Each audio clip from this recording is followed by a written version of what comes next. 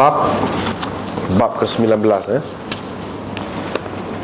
Tidak boleh seseorang memegang kemaluannya dengan tangan kanan ketika kencing.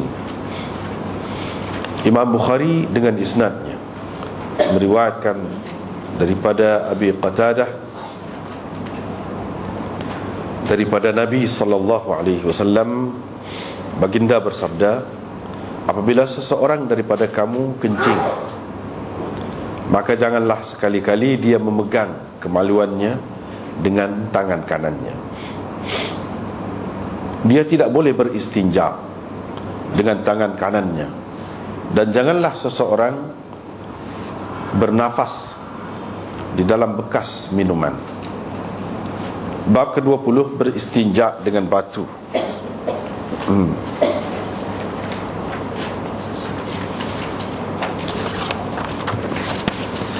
Dengan sanadnya, Imam Bukhari meriwayatkan daripada Abi Hurairah, katanya, saya mengikuti Nabi SAW ketika beliau keluar untuk membuang air. Beliau tidak berpaling, tetapi saya menghampirinya. Pada ketika itulah Nabi SAW bersabda, carilah beberapa biji anak batu untuk aku beristinja dengannya. Atau lebih kurang begitulah kata beliau. Namun janganlah engkau bawa kepadaku tulang dan najis binatang.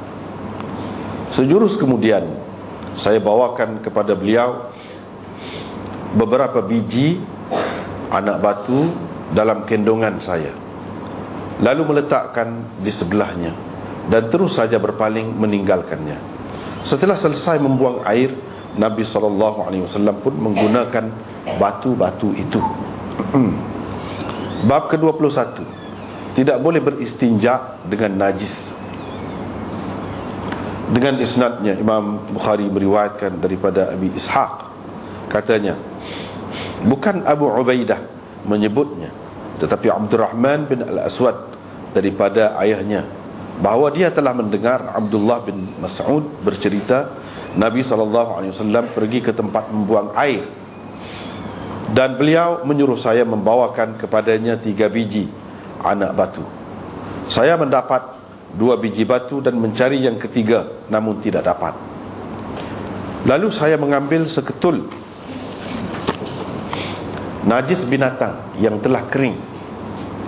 Apabila saya bawakan kepada Nabi SAW, baginda hanya mengambil 2 biji anak batu dan membuang najis itu sambil berkata, ini kotor. Ibrahim bin Yusuf meriwayatkan daripada ayahnya, daripada Abi Ishaq, katanya, Abdurrahman meriwayatkan kepada saya. Bab berwudu dengan membasuh anggota wudu sekali-sekali sahaja. Dengan sanadnya, Imam Bukhari meriwayatkan daripada Ibni Abbas, katanya, Nabi SAW pernah berwudu dengan membasuh setiap anggota wudunya sekali-sekali sahaja. Bab berwudu 2 kali, yakni berwudu dengan membasuh setiap anggota wudu 2 kali.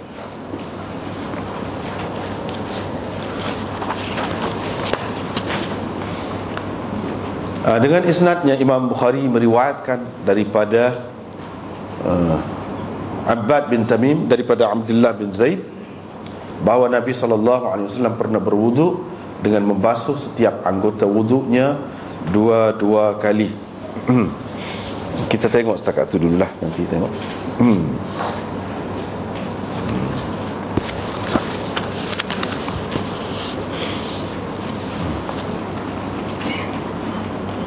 Bab yang ke-19,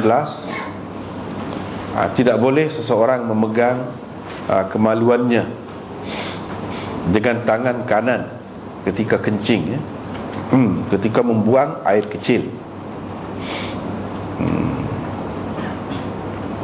Itu tajuk yang Imam Bukhari buat setelah baru ni, bab yang ke-18 baru ni, iaitu bab larangan beristinja dengan tangan kanan.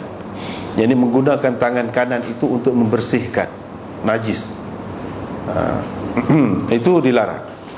Ini pula dilarang memegang kemaluan dengan tangan kanan, bukan istinja dengan tangan kanan, pegang saja. Itu pun dilarang. Baru ni larang istinja.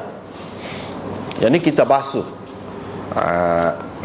tempat keluar najis itu dengan menggunakan tangan kanan. Itu yang dilarang.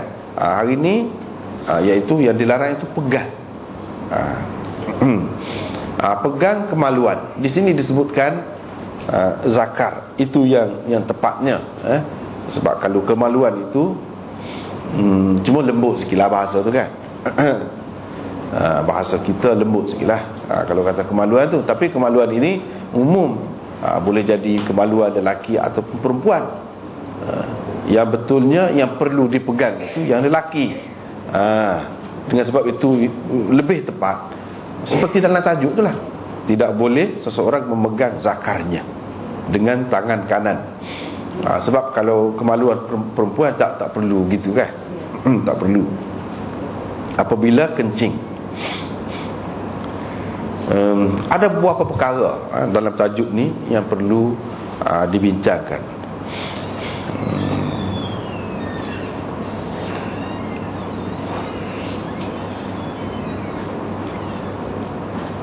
Yang pertamanya, kalau kita perhatikan lafaz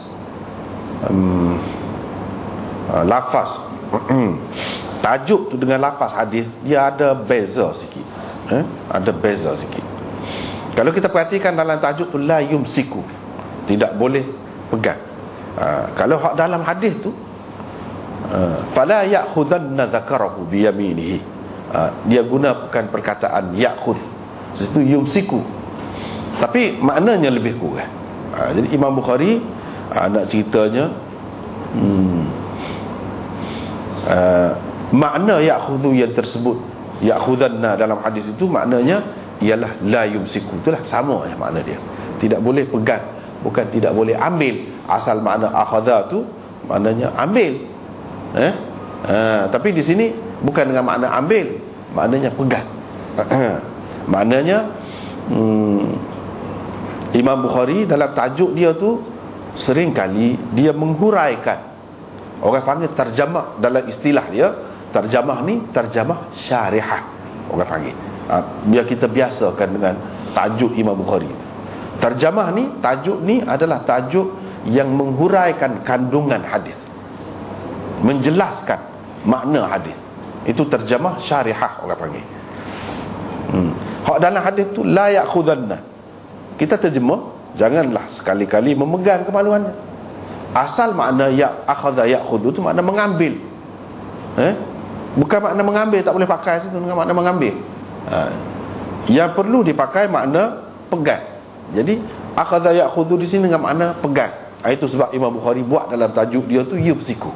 Itu yang pertama. Ini orang panggil tajuk ni menjelaskan makna yang terdapat di dalam perkataan di dalam matan hadis itu. Itu yang pertama. Yang kedua, kalau kita perhati dari segi lafaz tajuk tu dengan lafaz yang tersebut di dalam hadis, dia ada beza juga. Ada beza juga. Sebab dalam lafaz hadis ni kalau kita perhati, yang akhir itu terutamanya la yatanaffas. La yatanaffas itu makna larang, larang, jangan. Sebab itu kita terjemah dengan makna jangan. Yang pertama pun dengan makna jangan. Tapi yang kedua, tidak boleh beristinja. Itu tidak boleh, bukan jangan beristinja. Ini dari segi bahasa lah, dari segi bahasa. Sebab kalau tidak boleh itu dengan makna nafi. Kalau dalam bahasa Arab ni tidak boleh, nafi. Maknanya la tu kita panggil la nafi. Tapi kalau mati akhir dia macam la yatanafas, itu tidak boleh kita kata nafi. Di sini ada baris dah kan. Kalau tak ada baris pun orang mengaji supaya lah. Ni ada baris, kita boleh tengok sini. Baris mati tu situ. La yatanafas. Kita tak boleh terjemah tidak boleh bernafas.